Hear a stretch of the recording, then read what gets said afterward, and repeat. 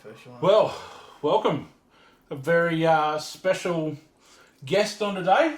You might know there's three of us here. So we've got Jeremy from Prospec Engines on today to come and sit down and have a bit of a chat. How you going? Yeah, good, bro. Good. Yeah, I don't think I'm special, but Mum always told me I was. So. You don't know about that special ed. So. Yeah, that's true. There's special comes in all kinds of packages, I guess.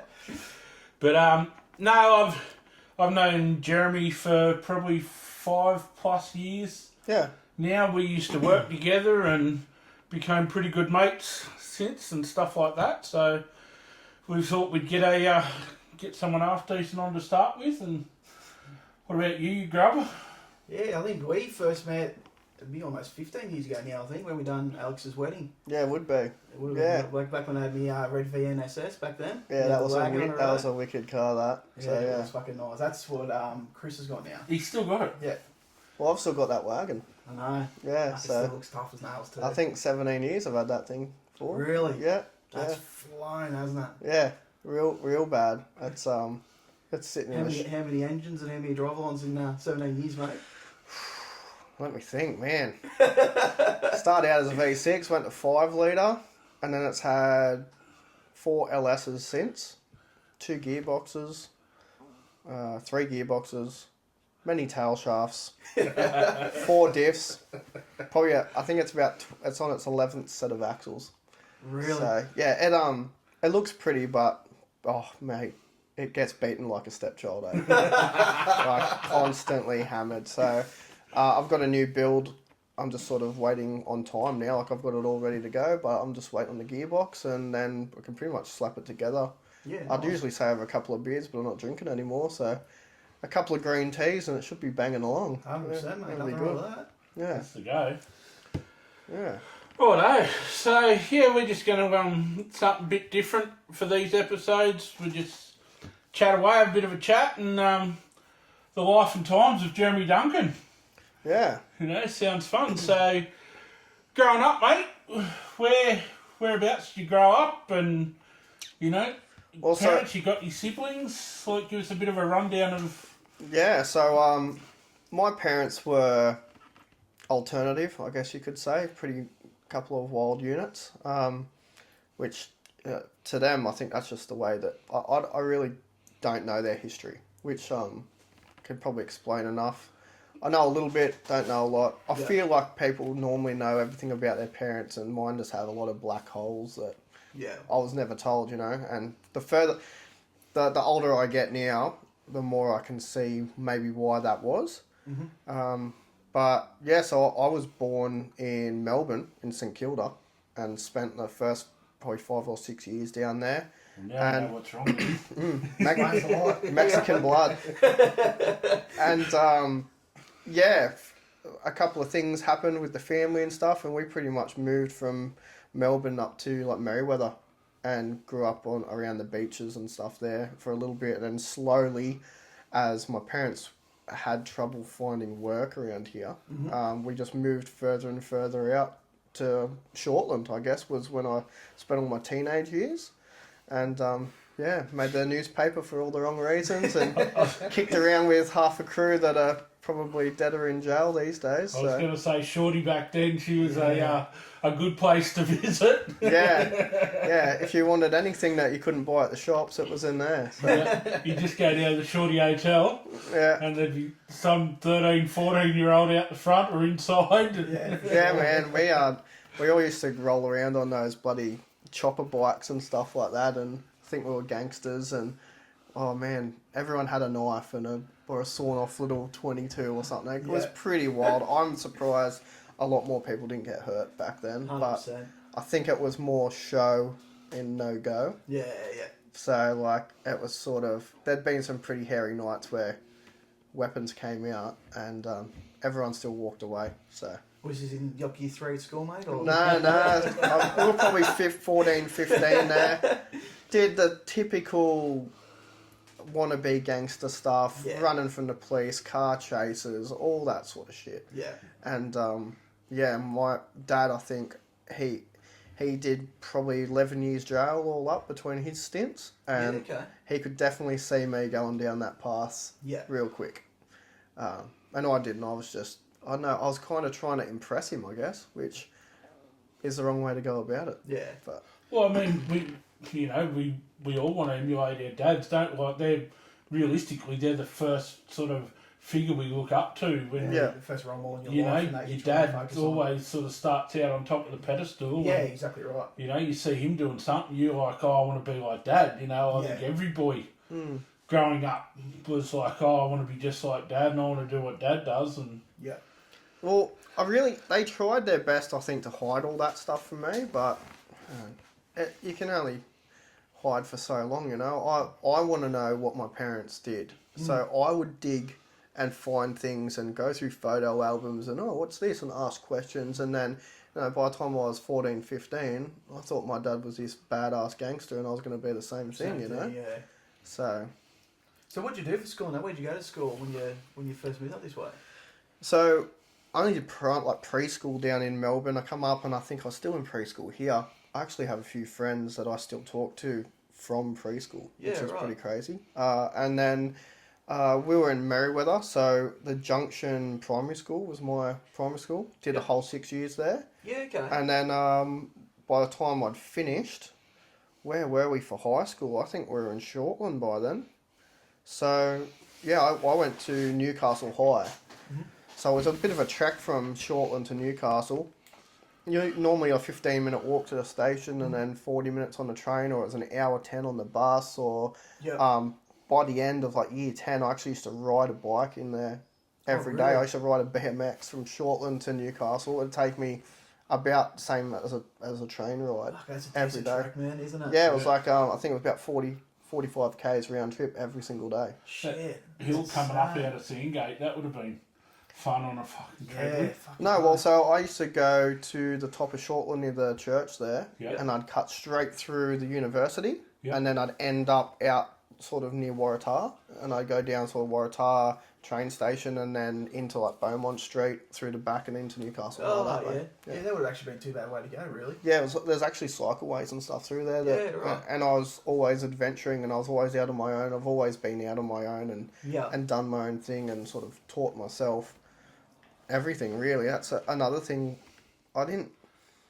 know. My parents were interesting, I think. They left me to fend for myself a lot of the time, and most of my lessons were learnt the hard way, I think, because of that. Yeah. And I always had pre-warning. Dad was always like, if you do this is going to happen. And I'd say, fuck off, mate. And then 3 weeks later, that'd happen. Yeah. And eventually I'd start listening to him, but otherwise I went adventuring and I'd find all these new ways to do things, and I could get into Newcastle pretty quick on a bike. So it was awesome. Yeah. I bet you could get out of there pretty quick too. Yeah. Or I had the sprinting legs of an African runner, I think, by the end of it. So yeah. So did you enjoy school though, or did you like it? Did you enjoy it, or? Oh look, mate, I had the overbite of a fucking small parrot. Yeah. And so I copped it. From being little all the way up to high school, I had braces for 4 years to correct this head. Yeah. Don't know if it's done the best job, but it hasn't. I'll just let you know. Yeah. Thanks for accepting me how I am. That's all right. Yeah. So I copped the bullying side of things, and I was pretty alone because I go home and mum and dad did it. Dad, by the end, I think I was one of those kids. I'd come home, I was crying every single day. I didn't want to go back to school. I'd fight to go to school every morning. Yeah. And it got to a point where Dad's like, let's instill some self-esteem in him a little bit. Yeah. Started me playing footy and that. And from about 10, I was playing football, AFL actually, in Newcastle, which is not common. No. So it's really hard to find a club. I think there was only 5 or 6 clubs and then under 14s when we started. So I was 10 up against 14-year-olds, which is pretty rough when you're, 45 kilos like I was. I was a skinny little bastard. Yeah. And that was sort of my escape. I think I was just going and playing footy. And by the time I'd got to about 12, I think I was younger. I think I would have been 8 because I got into the under 10s and man, my first year in the under 10s, after previously playing with under 14s since I was 8, I was breaking noses. I hospitalised a couple of kids and stuff.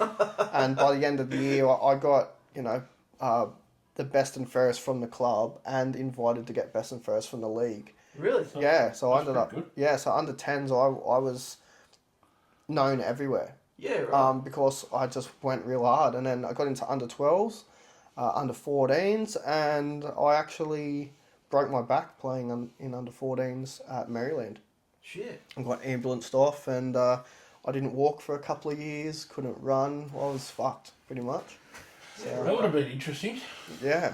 I'd torn a muscle and it pulled my spine on a certain angle, I guess, and my lower 3 discs got damaged and so I couldn't walk. Yeah, it's funny, I started riding bikes, which is how I was getting to school. I was riding bikes to school. Yeah. BMX. I could limp my ass to the shed in absolute massive pain, get on a bike and go do a wheelie and have no pain because the muscle sets were completely different. Yeah, So right. eventually Yeah. I just started riding bikes everywhere, mate. I'd ride to the fucking letterbox. Like, it was the only way to get around without pain. That was your way of doing the rehab, I suppose, wasn't Yeah, it? man, I was riding everywhere. I couldn't walk. Eventually, we're doing the BMX thing. X Games was a big thing then. Yep. Yeah, And, that was the Tony Hawk and all that stuff. Yeah, We were fucking playing those video games back then. Yep. And so we all wanted to go do, a triple barrel roll. So I could limp like an old man to a bike. Yeah. We'd go do a 360 out of the bowl and land and drop back in and get off and then limp away. And everyone's like, what is going on with What's this? going on here? Yeah. He's a kid, You wouldn't have to worry about hurting your back, would you? Yeah, that's right. Like, so crazy how that happened. And yeah, that was me. Schooling was rough. I didn't have any real close good mates, and I couldn't wait to get out of there. And by year 9, year 10, I was even taking vodka to school in year 10. Oh, double a mass, we don't need mass. Drink vodka or go down the beach or whatever. Yeah. I remember there was a bus that used to leave at 2:45, and because it's so far to get home, it was like an express bus. Yeah. So if I caught that, I'd get home in by 3:15. But if I waited till after school, I had to wait till 3:45, and all the kids are on it. It took an hour and a half. So I remember writing my own letter. Dear Mrs. Blah, I'm Jeremy's mum and dad. That's signed. And so I used to say I had to get out at 2:30 because my parents had to. I don't know. I forget what I made up. Some bullshit story. Something was happening. Yeah, I'll be like, it. Let's go. Hey miss, it's 2:30. Gotta get out of here, mate. And so yeah, any excuse not to be at school. And then year 11 and 12, I went to Jasmine High. Let's not say 12. I didn't make it. Year 11, went through and basically just built a social life for myself. I went out, was a dickhead, didn't care about school, met heaps of girls, heaps of good mates, and then just went, I've had enough, left and started working. Yeah. So why did you continue on to sort of that year 11 and 12 when you'd clearly had enough by sort of year 9? Yeah. What pushed you, or what made you, or why didn't you leave into year 9 or year 10 and... Or Dad pushed me to get at least a year 10 certificate. Yep. Said I'll never get a job if I don't have year 10. Yeah, 100%. And that was sort of like these days you can start a job at 8 if you have a phone. Yeah. But like then there was sort of only the traditional way of working. Like we didn't have mobile phones. Yeah, you're right. 100%. We had MySpace and there was no Google. There was the Yahoo and MySpace and bloody dial-up internet. LimeWire, Yeah. for your music. Well, downloading a perfect example. I'm your age, and I started my apprenticeship at 16. I got mine at the newspaper. Yeah. I actually posted away my resume and found it in the newspaper. That's how I started my apprenticeship. Yeah, exactly right. Like you said, there's no phones, no fucking technology back then. It's just fresh off pigeons, I think. Yeah. So we were, I kept going because Dad said if you don't get year 10, you won't get a job. So I did that, and then my parents both did their HSCs, both went right through year 12, both did university, and that was the only way that I was going to get ahead, you know. Yeah. So I pushed into it, and eventually I think my resistance through year 11, resisting there, pushing, I got to a point where I'm like, I'm better off just going and getting a job. Yes. And that's what I did. I went and worked for Woolworths at Jesmond as a checkout chick for, I don't know, 18 months, 2 years. Yep. Yeah. I was a Kmart boy. Kmart checkout. I can chick. see it. For some reason, I can see it. I lasted The face of Kmart. I lasted about 3 months on the checkout, and they're like, "Look, we've got an opening up in our auto spare parts section. How would you like to transfer into that?" I'm like, "Yep, done." Anything to stop me talking to Mavis every day, man. No, but like, yeah, I really enjoyed Woolworths, to be honest. So like, I used to pack them bags proper, and you know, I remember I was talking to Jasmine last night, and they were talking about RSA and stuff, because we went out to lunch, and you're trying to order, you know, a frozen margarita or something at G&G, and oh, I need some with the RSA, and I sit there and go, I remember when I was 13. I was banging Winnie Blues over the desk. I don't care about the rules, mate. I've always just been on the edge of, you know, just giving it a nudge, not knocking it over. You know what I mean? That's it. Fucking hoped. Yeah. That's funny. So, you're a teenager now. You're still at school. You're working at Woolies. You know, your hobbies and your interests and stuff like that. Are you still into the footy? You're still riding your treadly and things like that, or are they veered off a little bit? So I'm riding the bike. It was sort of still, you know, it took me a couple of years to get that back pain away. I really still couldn't run for a little bit, and even now these days, I can get pain from it. Yeah. If I concentrate on it. But yeah, so I think the football sort of dropped away. Yep. And it was not that I care, but it was really hated on around here. So who was I to talk to about it? Like, you talk about Newcastle Knights were, you know, this is sort of a couple of years after Knights grand final win, you know what I mean? So everyone was all, you know, patriotic for the Knights and stuff. Yeah, and yeah. if I said, you know, I'll go for St Kilda, you know, I was used to not having any friends, and it was a surefire way to push me even further away. So the AFL dropped off. I still like it. I'll watch it with people that are interested in it, which is not many around this area. But yeah, so the footy dropped off. It's diehard league area. Yeah, it is. Yeah. It is. Yeah. Yeah. So it's like, it'd be like going to Alabama and saying, "I play soccer." No. So I pretty much just started riding bikes, chasing all the, you know, the X Games stuff, and trying to be a sick pushy rider, and then it turned into Thumpsters came out, and you know, we all had CRF 50s and Thumpsters and motorbikes, and found a new way to break bones, and that sort of, it just went from there. It sort of evolved.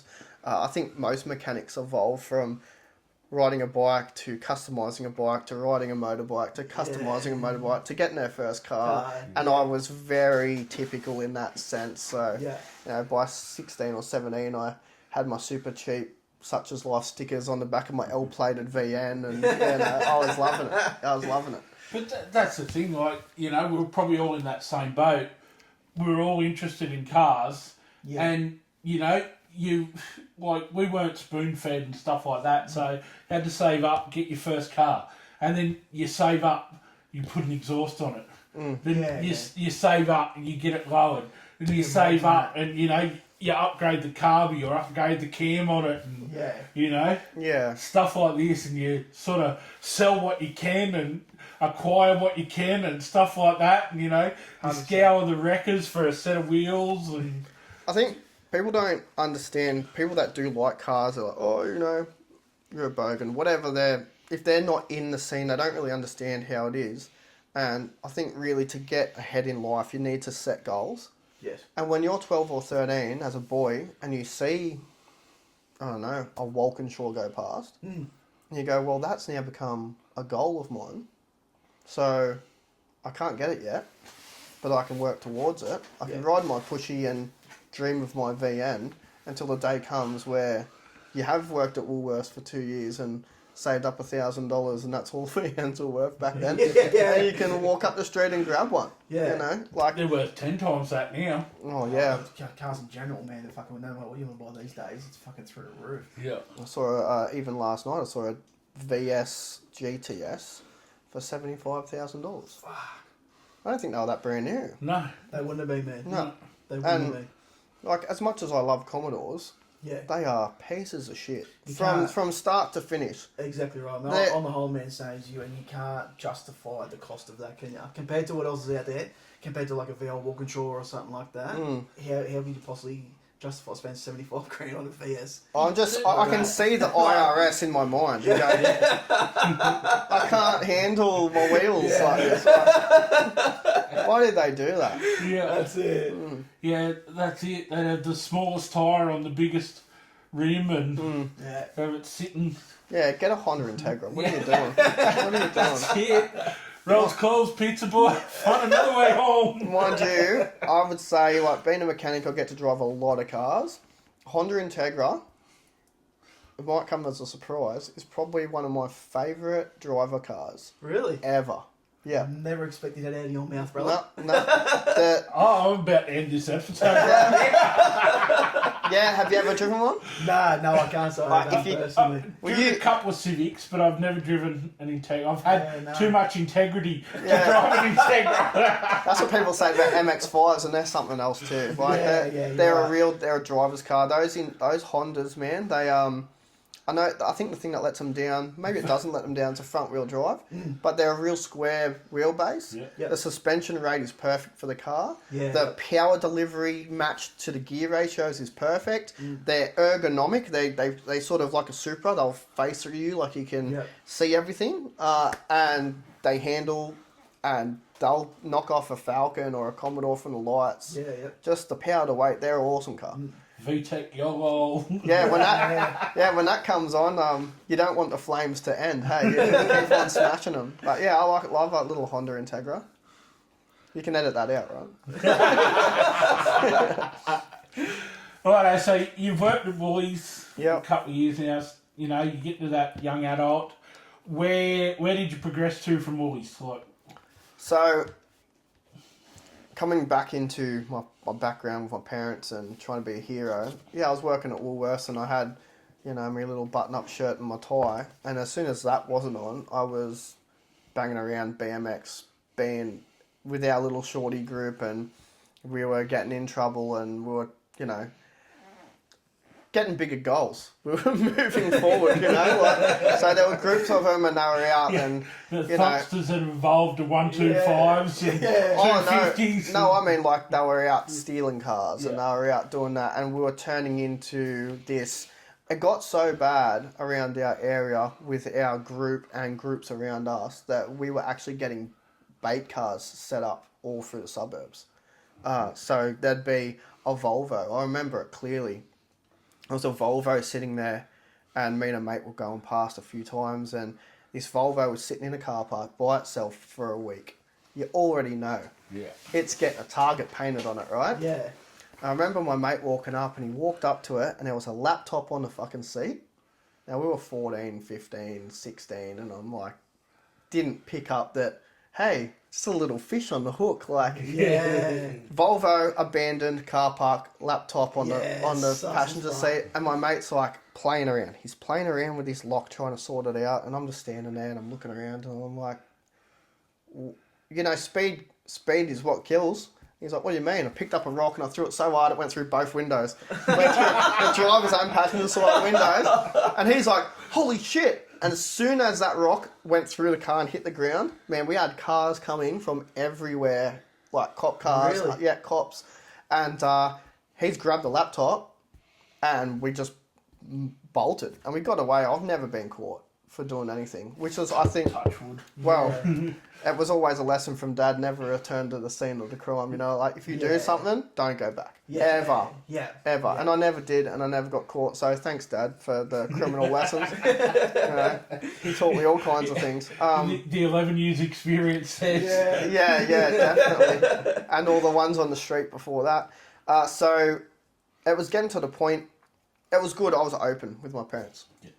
I'd come home and Dad was always like, look, you're going to do what you're going to do, but I want to know what you're doing. Yeah. Because when the police come knocking on the door, which was frequent, I need to know how to deal with the situation. Of course. So I'd go home and I'd be like, holy shit, Dad, we just got baited.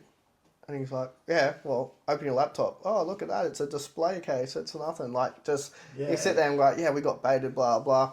And like you, with the newspaper, yes, Dad started searching through the paper. Yep. And he's like, well, I feel like now, looking back, they were very traditional. It was like, go to school, get your HSC, get a job. Yep.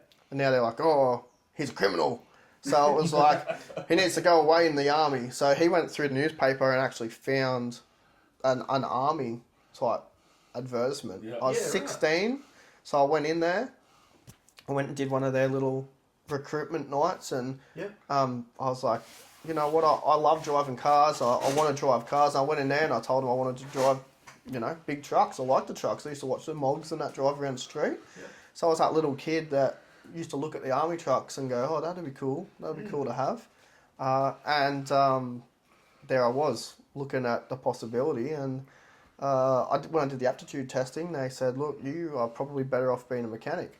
And I was like, well, you know what? I don't want to be a mechanic. I want to just drive trucks. Yeah. And then they pushed it saying, well, you can drive the truck to the truck and then test drive the truck and still drive the truck and you get to fix it. And then when you get out of here, you will have a trade. Yeah.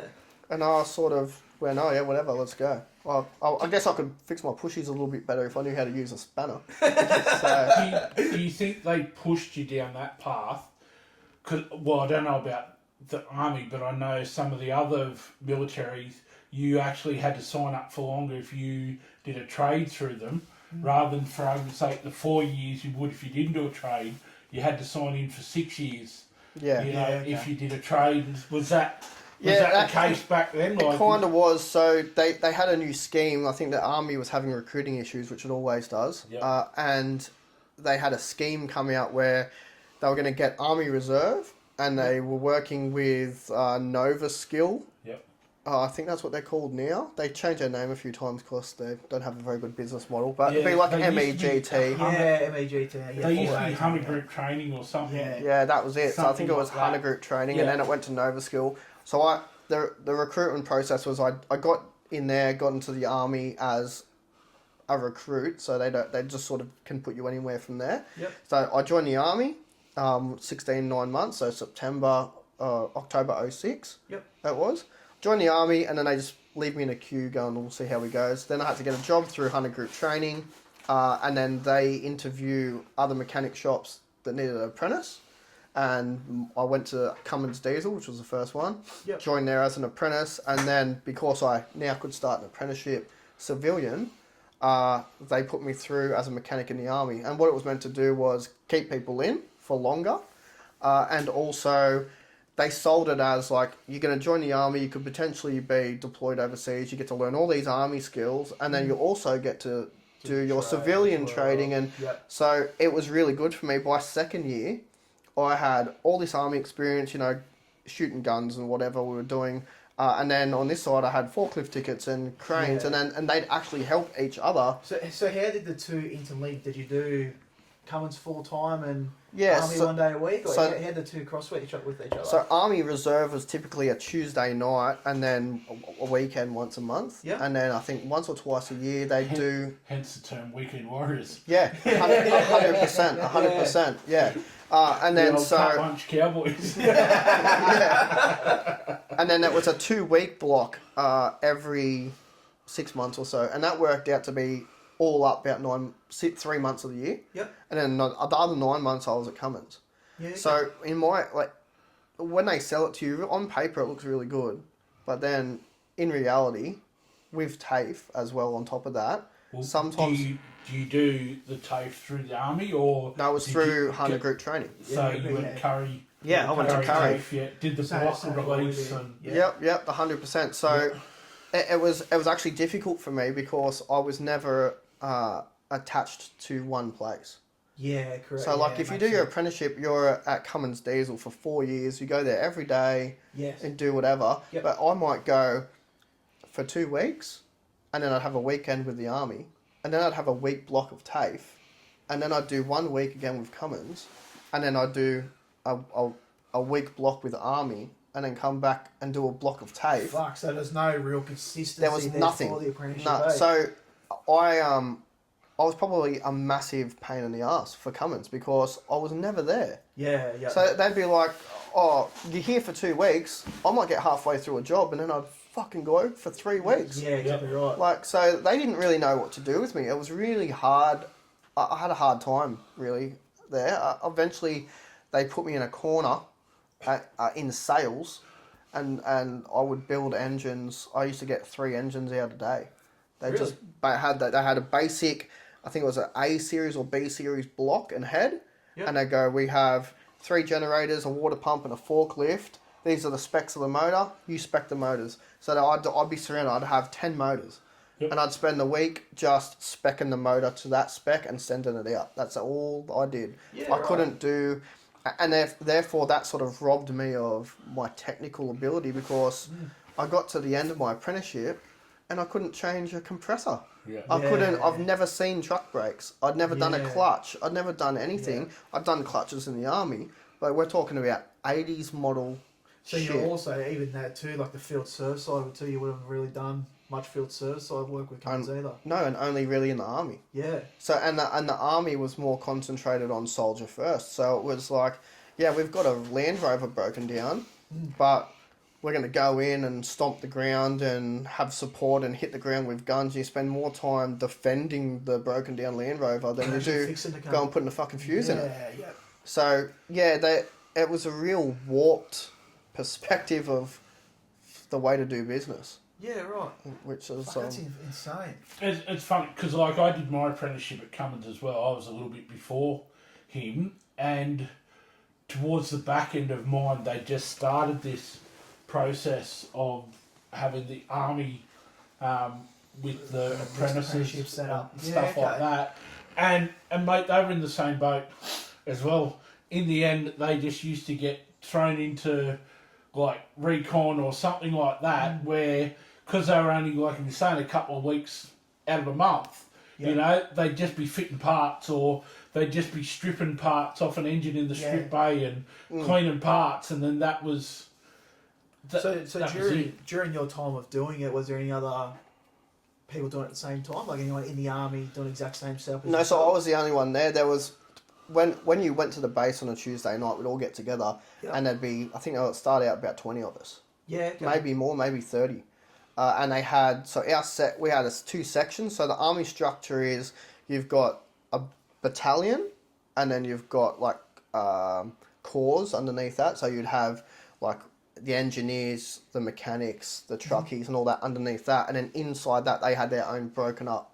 So we were like vehicle mechanics on one side, Yep. and then fitters on the other side. And the fitters in the army are all weapons based. So we'd get a truck in, towing a gun, and we'd be doing the basic service on the truck, and they'd take the gun and they'd be doing like, you know, straight testing of the barrels or whatever those gun bunnies do, and doing all that Yeah, stuff, yeah. and then pulling rifles apart and doing Yeah, all that right. sort of stuff. And so some of those guys were actually in that scheme, but through like fitting and machine shops in the civilian world. And then we were like, I was the only one at Cummins. There were a couple at the council. There were a couple at all like Gilbert and Roach, just everywhere. Yeah. So we were all spread out.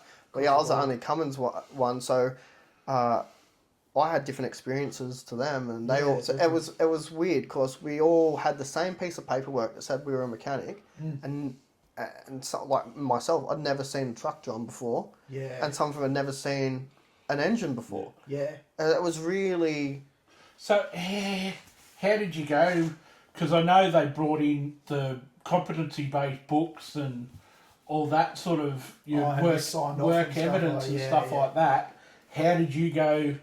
Because, like, for people that don't know, Cummins is Fender Flywheel. They're an engine Only manufacturer, and they're engines only. Like that's Yeah. that's it. Like I said, Fender Flywheel. Yeah. How did you go about having to, like you're saying, brakes, clutches, yeah. steering? Get that side of signed off to You be. know, how did you go about getting signed off on all that stuff? To be honest, They just It was fraudulent, I feel. Yeah, so like all my engine stuff would be done, and then I'd take that book to the army. Yeah. And the army would go, okay, well, you've changed brake pads on this, we'll do the brakes, blah, blah. And then it got to the point where I actually had modules that I couldn't do for either. And they would plan on sending me to another workshop to get that experience. Like say, oh, we're going to send you to Gilbert and Roach now so that you can do tail shafts, whatever you've got written down. And then I'll be like, oh, but I'm away with Army that week. Oh, but I'm at TAFE that week. Oh, we don't have any tail shafts coming in for a month. Like, so eventually I just literally could not get it done. So I went to TAFE and I spoke to the TAFE teachers about it. And sometimes I'd even miss out on what we were doing at TAFE because they'd take me down and I'd do a tail shaft module and do that physically in TAFE and they'd sign it off. So it was, man, really, it was pretty rough for me trying to do an apprenticeship. Because, I mean, the whole reason, one of the main reason they brought things like that in was because you get blokes that were working in, basically did their apprenticeship on diesel pumps and injectors, and they'd walk out with the same qualification as somebody that worked at a truck dealership, or you'd end up with a head, because there was no, there was no thing for, it was classed as a diesel apprenticeship, even though you were only working on injector pumps and injectors and shit like that for 4 years. You'd walk out with the same qualification as, blokes that had worked on bumper to bumper. Exactly. And so that was one of the reasons why they brought in that work evidence thing. And Well, like I always say, there's the American way of doing things, which is where they specialise in stuff. So you'd have a brake specialist, and they just do brakes, and then they just do engines, and they just, I'm going down to the gearbox, please. Do you know what I mean? Whereas I would say we do everything. Correct. But there's something like 360 modules that you can complete through TAFE, and they'll randomly select 36, and then that becomes your AU VIS number. So if they look up your number and your number and your number, it says heavy vehicle road transport, yet our competencies are a 36 random selection of 360. 10% of what we should know. There's 12 that we all know, which would have been diagnostics, tooling, how to use a multimeter, that sort of stuff. And then the rest is randomly picked.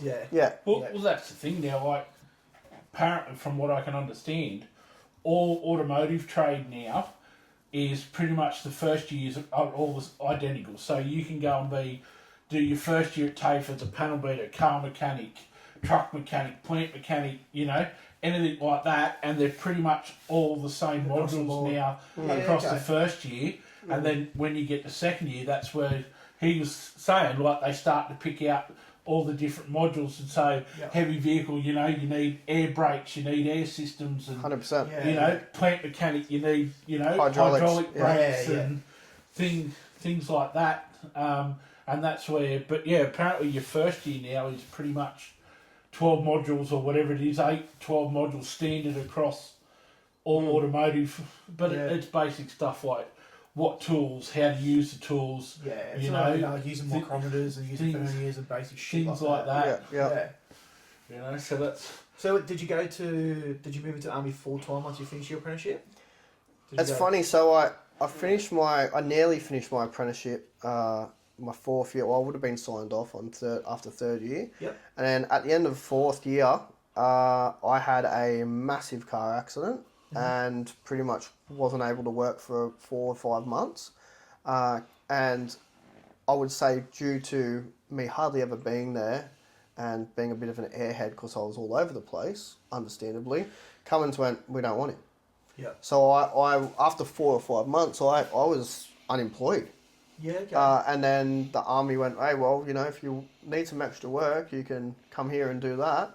So I would eventually go to army base full time. I was working full time, and the corporals and sergeants would be like, well, he's here, he's keen, let's get him qualified. And I never wanted to do that. Some of the best times in my army career are sitting knee deep in mud in massive thunderstorms getting shouted at, and that's where I wanted to stay. I didn't want to sit down and do paperwork and do all that shit. I'd done that paperwork Yeah. between these last 3 places, you know. So I said no to that, and I eventually just put my hand up for every course that I could do in my trade. Yep. And there was me and 2 other guys. We ended up being the most qualified mechanics on the East Coast in the Army. Yeah, really. Like, we went for it. We even raced doing, like, engine pulls on armoured vehicles. I think our record was, like, 45 minutes getting an engine out of a Bushmaster. Yeah, shit. So stuff like that, we were... What would that normally take? Like, for argument's sake, just normal person that, you know... Oh, a couple of hours. Couple of hours, Yeah. right. Like, there'd be 2 of us, and we'd be, you know... you have the gun, and I'll have the, wiring thing, and So like I'll a big start... crew saber, fucking rip in. Yeah, rip in. Like, drive in and drive out in like 47 minutes, 22 or something. Fuck, that's insane. Eh? Yeah, that's pulling a C6 and an Allison out of an armoured vehicle and putting it back in, hooking it up and going.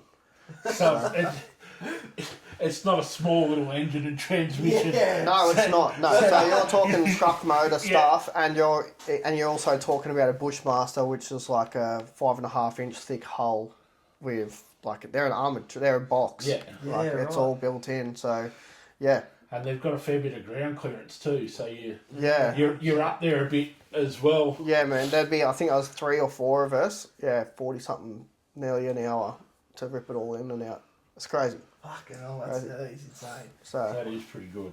But that's what they do that stuff because it's like what happens on the field, you know. Like we got an engine blown, we need to drop a pack in and do it real quick, and everyone had their own little job, and that was it. So where did you transition from there? Did you go away from the army? Did you travel and? Yeah. So what happened was because I was putting my hand up for all these courses, I eventually was qualified on everything from chainsaws to small motors, rovers, trucks, heavy, all the way up through armoured. Yep. And that opened up my abilities in the army. So I ended up doing 2 or 3 years nearly full time as a reservist. You only get a certain amount of days, and I'd be putting in these applications to extend days and stuff. Yeah, okay. And I'd end up from Rockhampton to Melbourne. Really? Yeah, so they'd eventually be like, here's your little truck, pack it the way you want to pack it. We had a GMV, which was like just a, general little, basically what I drive now. Yep. And they'd say, pack it up, pack your food. I had my own little food section, my own little kitchen section, all the tools that I needed. And they're like, you're going to Rockhampton for 2 weeks. You're going to follow this infantry crew around, make sure their vehicles get through, and then you'll come back, have a weekend off. Then you're going to Canberra for 2 weeks. Then you're coming back. Then you're going to Singo for 2 weeks. And I would just drive by myself the east coast of the country in a little army truck.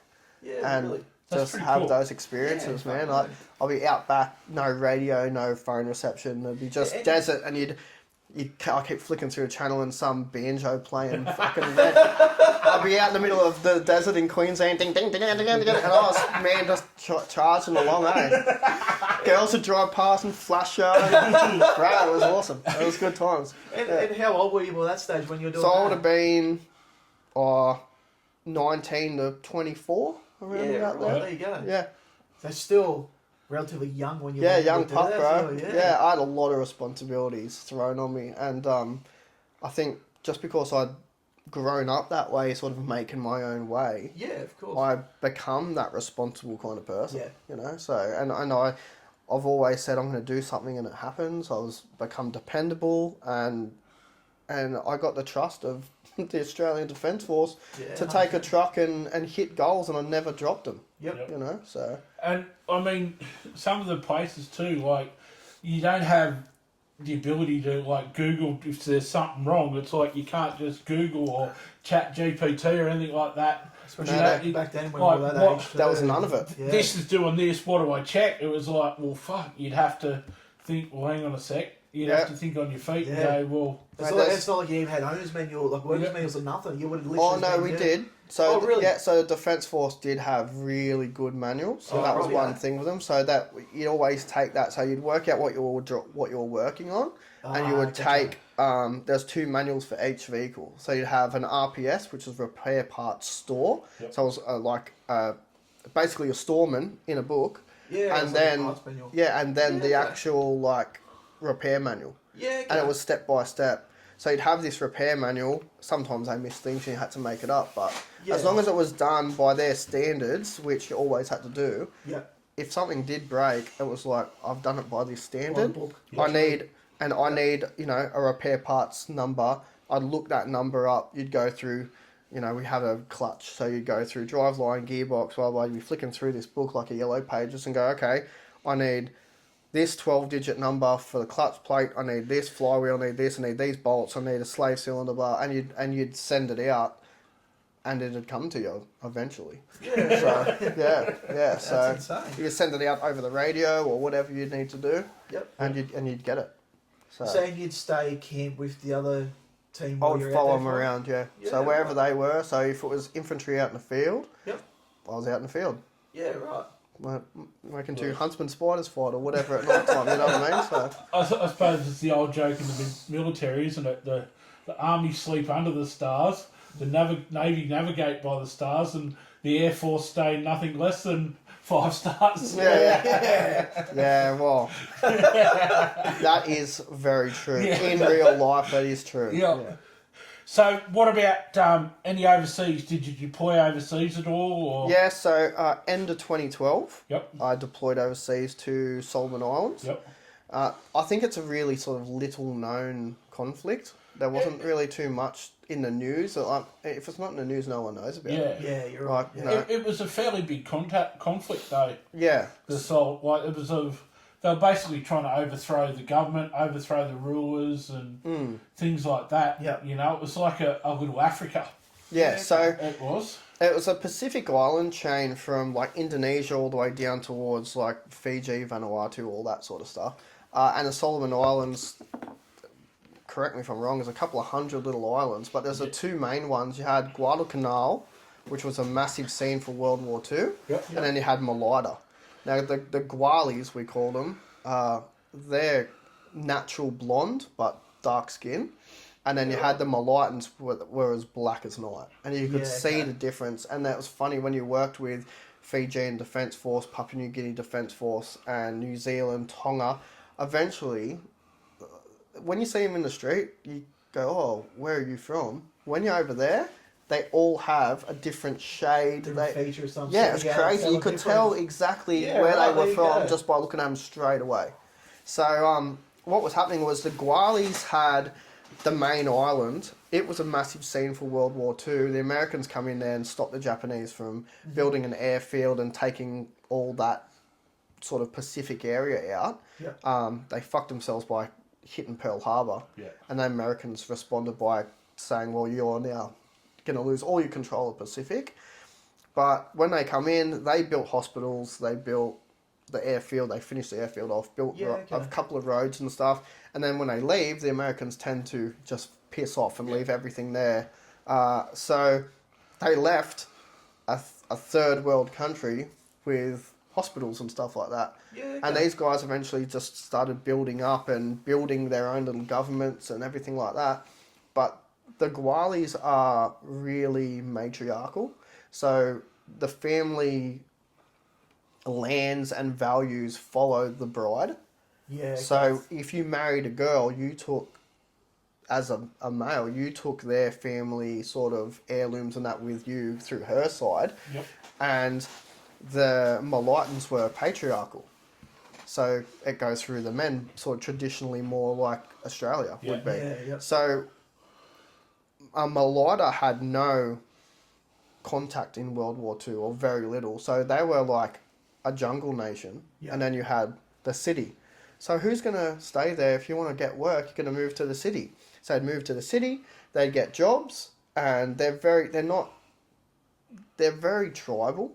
So it's, the Malaitans were coming in, they were marrying Guali women, taking Guali land, and then bringing their family over and getting jobs. And it was just like this rolling ball. And because they're family and tribal, it got to the point where there'd be, for a good example, a murder where a Malaitan had killed another Malaitan or a Guali, whatever reason.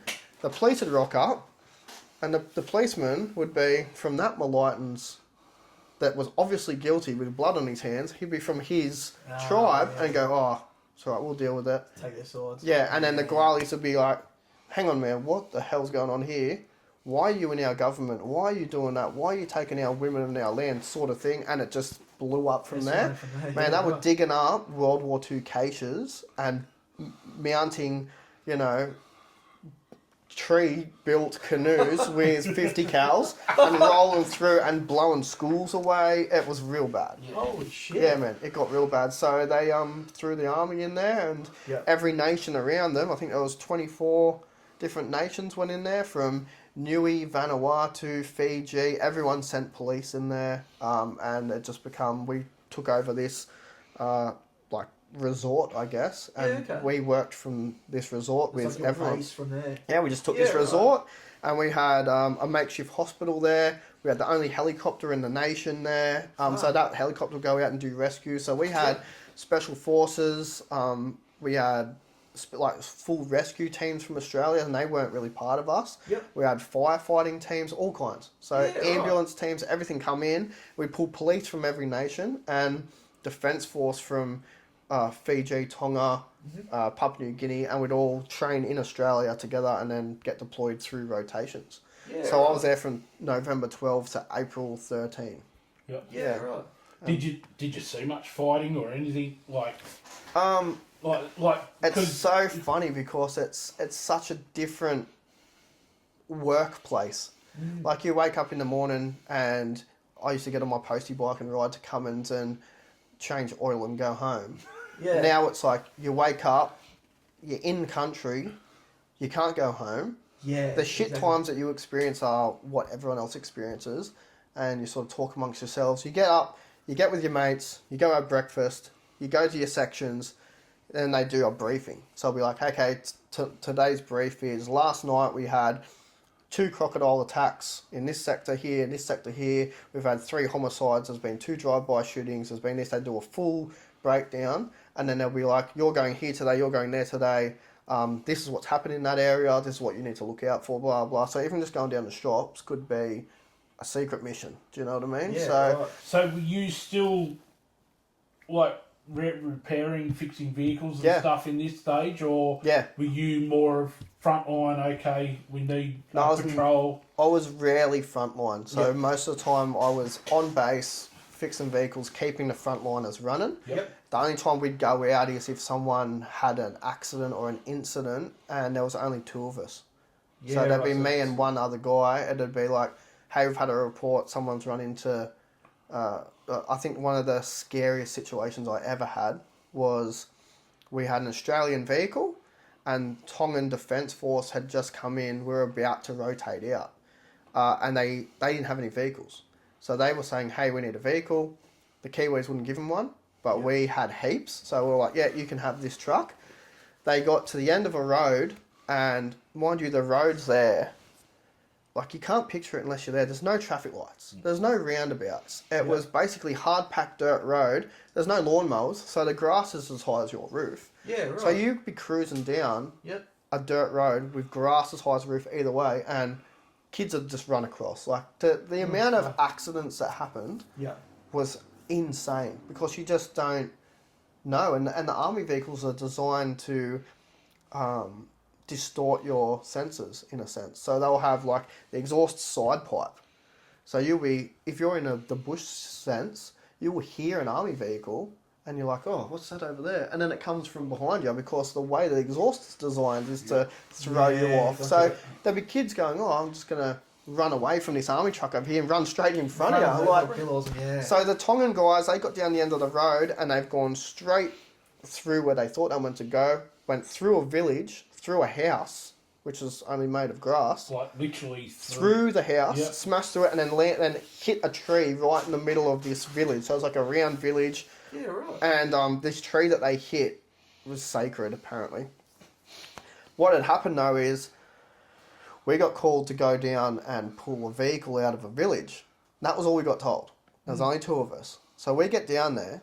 You've got 2 Tongan army guys that don't speak English, don't speak the local language, standing on top of a crashed truck in the middle of 40 angry, machete wielding Oh, black in people. the village, yeah. Holy fuck. And we rock up, and we're like, we looked at each other, and we looked at them, and we're basically, I remember pushing through a crowd, and these guys are bumping you and hitting you, and they're shouting and they're spitting, and we're like, hey guys, we're just here to help. Yeah, yeah. We need to talk to, so you normally talk to the chief. Gets to the chief is just fuming, pointing a machete at my face like this. Yeah. And I was like, Holy fuck. understand. We get to the Tongans. We ask them what's happened. They don't speak English. They don't know what's going on. They're scared shit. We're sitting up on top of... They got pistols out. Yeah, yeah. We got pistols. And I'm like... I looked to my mate and I said, this is... Like, we're this close to calling in a team here. Yeah. And he said, look, I'll talk to the chief. I'll show him what we're doing. He grabs the chief. He calmed him down a little bit with no communication. Like, we can't talk to each other. Yeah. Yeah, yeah. He shows what we're going to do. And this guy's like, yeah, blah, blah, get out of here. So eventually we got the Tongans down, threw in the back of the truck, locked it. And then we got a straight bar and just pulled this thing straight out back onto the road. Yep. And then A-framed it all the way back. Yep. And called the team in. So as we were going past, we got 2-3 trucks go past, and they go in, settle the whole thing down, and I think they have a PR team that goes and like pays compensation. Yeah. So it might have been like, I think they paid like $150,000 Yeah. of their money, which was like $50, to just sort of clear it all, and and then they send an engineer team down to help fix stuff, and Yeah, right. it's kind of doing the best you can. But that was probably one of the heaviest moments that I spent overseas. Did it take a toll on you, like mentally and physically and stuff like that? The best way I can describe it, not really. That's funny. Not really. I think the best way I can describe it is if you've ever been hunting and you shoot something and you walk up to it and you realise you've killed something. There's that, it's taken you back to nature. Yeah, It's like that instant survival mode. I can't even, that's the only way I can explain it. It's the best way to explain it. Is that feeling of killing something is what happens when you get into a situation like that.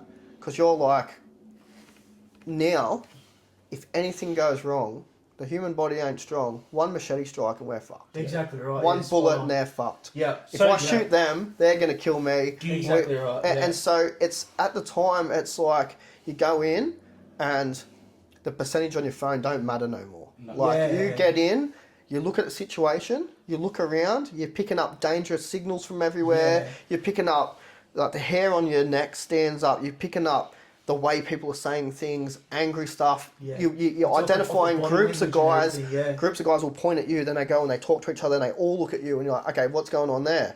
And like all of these things that are going on, and then you watch them come around behind you and you're like, okay, we need to move back. Like, it's sort of, you just go full survival mode, like, it's the only way I can explain it. Fight or flight mentality really kicks in, and 100, like on overdrive. I've never experienced it until I've been in those situations. We A-framed that truck out of there. Our eyes were like this. We A-framed that truck out of there, pulled it out. I looked at him. The noise was gone. The shouting was gone. I looked at him. I said, I'm going to check that A-frame. He got out. I checked it. And he looked at me and goes, oh, off we go home then. We just cracked up laughing and fucked off. And it was gone. The feeling's gone. You come back down. And you don't need to be hyped anymore. And you just low on down the road, first to second to third. On with the day. And then you get home and you almost, it's crazy, you forget it. Yeah. I completely forget it. In fact, I haven't thought about that story for 10 years. Yeah. So it's hard to explain. You just forget it, man. You turn off. So having people in similar situations, like even though it's only 6-9 month deployment or whatever it is, having people in that similar situation doing what you're doing every day with the same people, did you find that helped you cope with like that sort of thing, but just being away from family, friends, things like that, for like having like-minded people in the same area doing the same thing? Yeah. Did that help control? I mean, we do probably 12 months of pre-deployment training. So, like, yeah, the deployment's 9 months, but you're away for 2 years. Yep. Yeah. So, like, they'll go, I was in, I think it's HMAS Albatross, is a Navy base. Yeah. We were doing our helicopter underwater escape training, That's, and then down Jarvis Bay, down near Nowra, no, isn't yeah, it?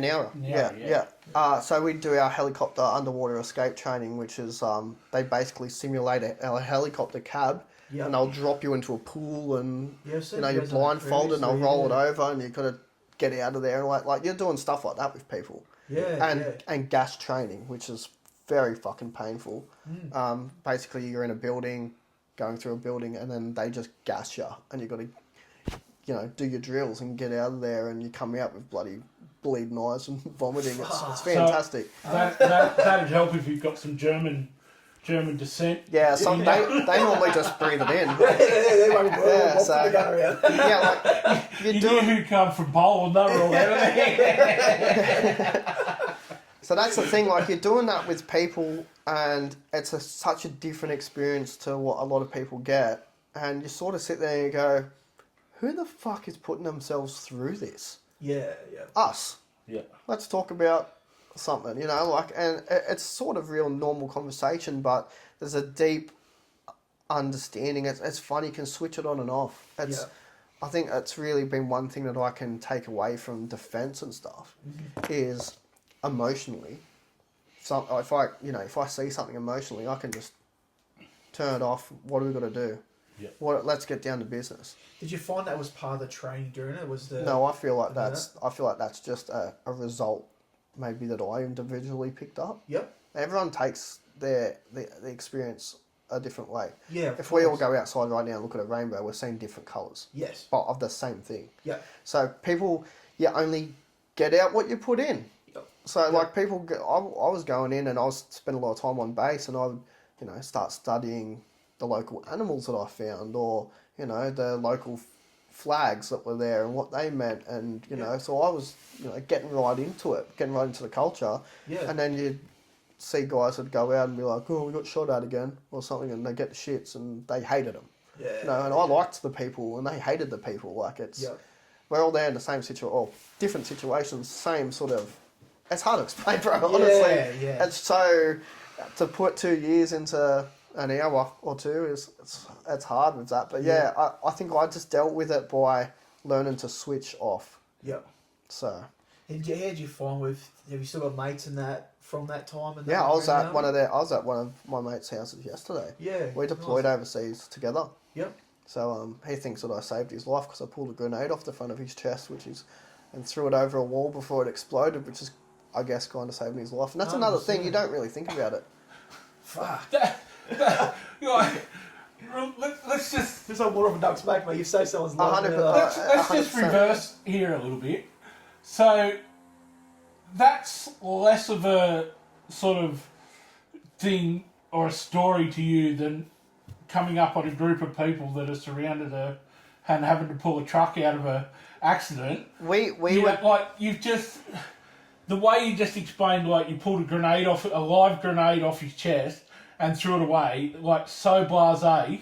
Yeah, I know. So that's what I mean. I don't think about it. Like, because it would have been one of those situations. And I remember what happened was, it was literally Category 5 cyclone that we were in. We were on a hill, and there was guys advancing. We were doing, like, a real heavy training thing. Yep. And there was guys advancing, and we were smashing a machine gun. So we had this sort of ridged off area where there's 3 of us in each pit. Yep. There's me, who loads and maintains the gun, the gunner, and then we had like a signaller. So what he'd do is, it's pitch black. Yep.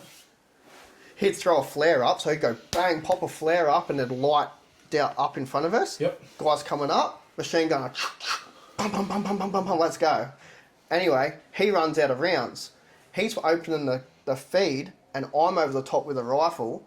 I'm like, hurry the fuck up. Yep. These guys are coming up. He gets the gun back down, click, click, jams. And I'm like, right, we need more time.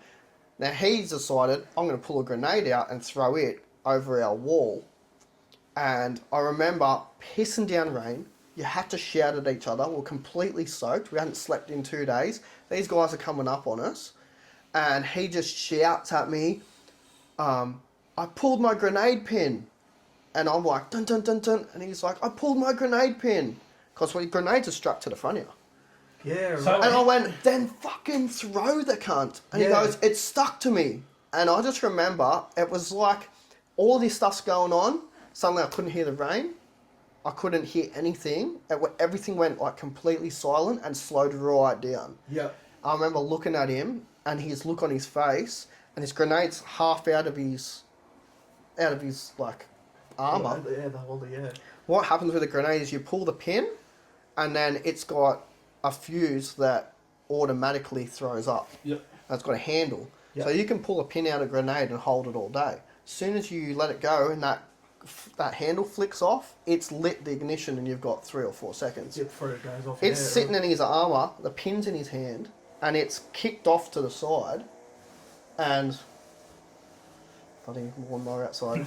It's kicked off to the side. He's going like this, and I just remember casually, silent, grabbing the grenade out and flicking it over the fence, and then we just jumped down and it went bang and blew the whole side of the wall out. When we were, and then I was like, "You good? Yep, you're good. Let's go," and kept going like nothing had happened. Like just. That's insane. So to me, it was just like, "Oh yeah, got a problem. Fix the problem. Good, cool. Keep going." Yeah. And like, Well- mate, I'm a mechanic. Like, I'm not. I have nothing compared to some of these infantry guys and what they deal with, and I've seen firsthand, happy, jolly, really good guys go to Afghanistan and come back as a hollow shell. They've lost themselves. Yeah. It's Do you think your upbringing had a bit to do with how you cope with these things and stuff like that as well? Like, you know, your dad in and out of jail, you wanting to be, you know, sort of go down that same path, and you know, you run-ins with the law and having to think on your feet while getting chased by coppers and shit like that. Do you think that had a bit of a it helped Yeah, a little bit with? maybe. I don't really think that. I don't know. It's. I could probably assimilate it if I really wanted to, but in the end, it just comes down to knowing your equipment and knowing your training and just Yeah. doing what you had to do. It'd be like, you know, it's as simple as I'm going to undo this sump plug and drain the oil. Yeah. So I'm going to, you know, if the sump plug kinks on its side, I'm going to have to move a certain way. It came down to that being that simple. Make So a like, decision at that point in time. yeah, like he's holding a Yeah. grenade pin, and I looked at it, and I looked at his grenade, and it hadn't clipped open, and I was like, oh, we're sweet. I'll just lift it up, and I looked at him, and I just flicked it, and I remember it flicking, the handle flicking that way, and it went just over the wall. We both got down, and it went pew, and lit the whole wall up, you know. Yeah. And then it was like that was all in about 3 seconds, but it felt like 5 minutes, and I was Yeah. like, "You're good," and he goes, "My gun's jammed." That's why he threw the grenade, and I was like, "Swap." So we swapped, and I just remember hitting this thing and pulling shit out, and it was red hot, burnt the shit out of my fingers, blowing it up, and I just went into the air. I'm like, "We're good," and he goes, "You take it," and we just basically swapped and kept going. Yeah. Like, yeah, so Incredible. yeah, That is That's actually like the incredible. shit you see on movies, like Yeah. that, you know, yeah. and they take 50-something takes to get that. Yeah, That exactly. right. You had one shot. One shot. One shot, man. No editing, no nothing. No. Just fucking there and there in the spot. That's it. Yeah, look, if I sit back, man, there was a near-death experience every week there, Yeah. like for me. So How did I tell you there for 6 months? Did it feel like? But I 6 think months? 9. Yeah. 9 months. Did I it felt feel like 2 longer? years, I was going to bro. say, did it feel like so much longer? Yeah, it felt like 2 years for someone that like you sit there. There's days where you sit back and you're like, mate, I just want to drive a car. I just want to see a friendly face. I want to have a conversation where I'm not being told what to do. I want to go to the pool. I want to Yeah. have a drink. I Yeah. want to see my mum. I want to. What's my sister doing? Yeah. You know, I missed out on mates' birthdays. All kind I missed out on so much shit. So Yeah. how do you cope with that stuff mentally? Like, surely, because, well, I know it's not the same as you, but I did you know, 5 years of fly in, fly out work. So basically, when you're on site, you're there for the whole 2 to 4 weeks. You know, you miss birthdays, you miss things. There's no such thing as a weekend, and some of the sites, like, they didn't have mobile phone reception, so there'd be 50 odd blokes lined up end of shift for a public phone, all trying to make a phone call and think. So, like, how did you cope with that sort of stuff? We're pretty lucky. We had like a central internet. Yep. And like the guys there had a lot of central shit. We had satellite phones and stuff, so Yeah. you could get reception anywhere if you had a sat phone, which you had when you left. So you know, the first thing was like, I need to go out here, and they'd plan a route for you, and they'd be like, you got your weapon, you got your armor, you got your sat phone, you got whatever you need, and you go, depending on what you need. Sometimes you didn't need it, sometimes you did.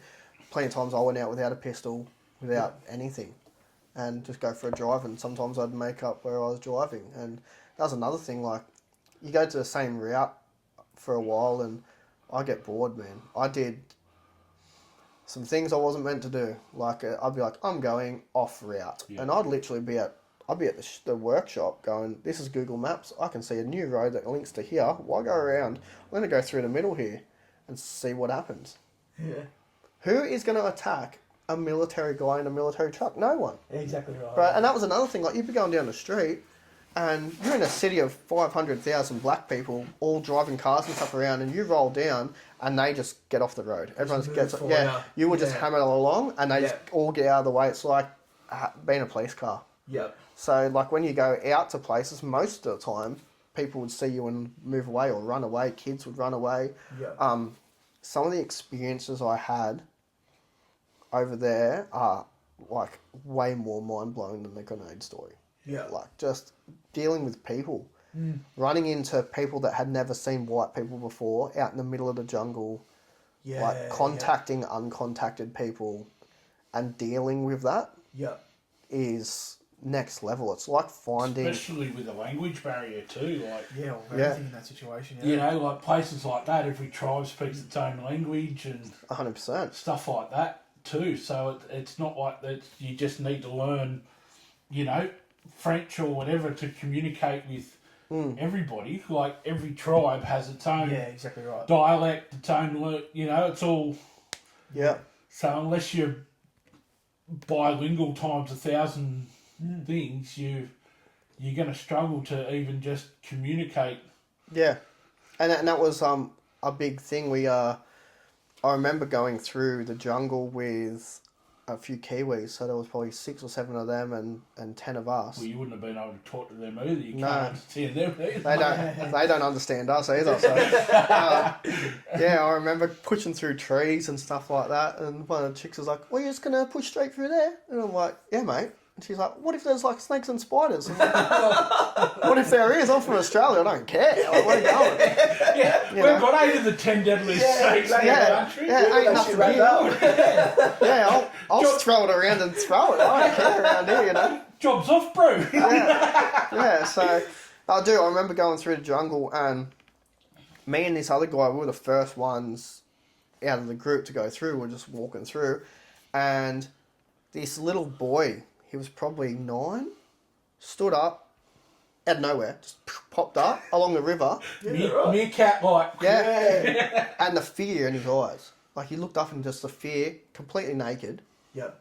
And he ran, and about 6 or 7 of them from, like, girls and boys from 5 to 14 all took off. Yeah. So they must have seen us way, way further back and hid. And so they've all run off. Yeah. And we were like, whoa, where did they come from? And we took probably another 100 metres worth of walking, and were confronted by a couple of blokes with spears, and they're like, you know, what's going on? Yeah. And we were like, hey, we're from the army. And they're like, what are you talking about? They're so far out, they weren't a part of it. Yeah. So these white demons walked into their camp. Do you know what I mean? That's what I've been like, for sure. Yeah. So they freaked, and we eventually had some like local guys with us that were guiding us through, so we didn't get fully lost. Yeah. And they spoke to the chief, and we had a PR person, and they were trying to Yes. Basically explained that we aren't spirits, we aren't demons, and the kids are all standing in a circle and they're just Mind blowing. staring at, just looking at us, looking at our, because we look like the forest, like. Yeah. And I'll never forget this Kiwi bloke. He's looking at me. He looks at himself and he goes, "Do you reckon they'd like Siloom?" And I'm like, "Yeah, try it." And he pulled this stick out, a Siloom stick, and he cracks it, and the thing just starts glowing green. Yeah. And I was like, and then he threw it to me, and I threw it back to him. And I'm like shaking it, and then I threw it to this kid, and they scattered and it hit the ground. And then they all come in and they're looking and they're poking it with a stick, and then one of them picked it up and they start speaking their language, and he shook it and he started laughing and then threw it to her, and then they started throwing it around. And then, bro, once the kids were good, all the adults sort of calmed down. Yeah. And we de-escalated the situation with a fucking Siloom stick. There you go. And then we just walked through. It's crazy, man. It's like that old movie, The Gods Must Be Crazy. 100%. The Coke bottle falls out of the... this whole movie's about a Coke bottle. Yeah. And that's exactly what it reminded me of too. Like I said it when we got back, it's like Gods Must Be Crazy stuff. Yeah, right. You know, I'm like, imagine them tonight when it goes out, how sad they're going to be. It's probably in the middle of their camp right now, waiting for it to come back. When will the glow come back? He started the first rave and the song. Yeah. So, yeah, like that's another story. And I got, man, a whole bag full of stories like that. So your deployment, did that influence you in wanting to get out of the army, or what made you want to get out of the army? It does. And anyone that's been in defence will say the exact same thing. Because you're training for 10 years. Training to do this deployment. Deployment's end goal. Or defence of your own country and, disaster relief, etc., etc. There's a lot of stuff defence does. But deployment is like the ultimate. You get deployed, you get a medal, and who cares about that? But you get this life experience. You go over tax-free pay. Well, you go overseas on a holiday. We go over, and it's not working. It's not a holiday. It's something else. Yeah. And you get over there. You do all this pre-deployment training, like cultural, how their money works, how everything works, and the first month that you're there, you're like, all that shit that we just did for 12 months is 2% of what is actually on the ground. Yeah. So you learn so much, you take it all in, and you do your fucking job. You do everything you've trained to do. You pull grenades out of people's shit and throw it over. You do PR stuff, and then you come back, and everyone's like, how's your deployment? And you go, yeah, good. And they're like, okay, well, this weekend we're going to go and learn how to put up cam nets. And you just switch off. And then I switched off. I pretty much, coming back from my deployment was mentally the end of my career. Yeah. So you come in and it just got boring. I left my corps and started doing work for, there's UNSWA, they call them. It's the University of Newcastle, New South Wales Regiment. Yeah. I started going, I need to do something. I can't sit here and fix trucks anymore. So I was doing infantry courses. So they do their basic training, then they do training at Singleton in the military base. Yep. And then the CAM course is their first one, and that's combined arms and material, whatever it is, I forget. So they'd be doing all their weapons. So I was going out as support. So I'd be driving a truck, driving their fire truck when they went to the range, driving their ambulance when they went to the range, and they're like, do you want to have a shoot? I was like, yeah, no worries. So, I'd go out as a mechanic to be a firefighter or an ambulance driver and end up shooting a bazooka at the end of the day. It was just and it was cool. It was something different. Yeah. And then I started doing mod 2, which was tactics, and then mod 1 and 2, and just going out supporting this infantry stuff, got right into that, and then I ended up going down to Duntroon and doing their officer, field training, support. Yep. So it got crazy, and eventually I was like, I am losing interest in this, and I met my now wife, and she got pregnant, and I pretty much didn't want to be away from my kid or from her, and that was having kids, I think, was the final nail in the coffin. Yeah. And that was it, and I was out.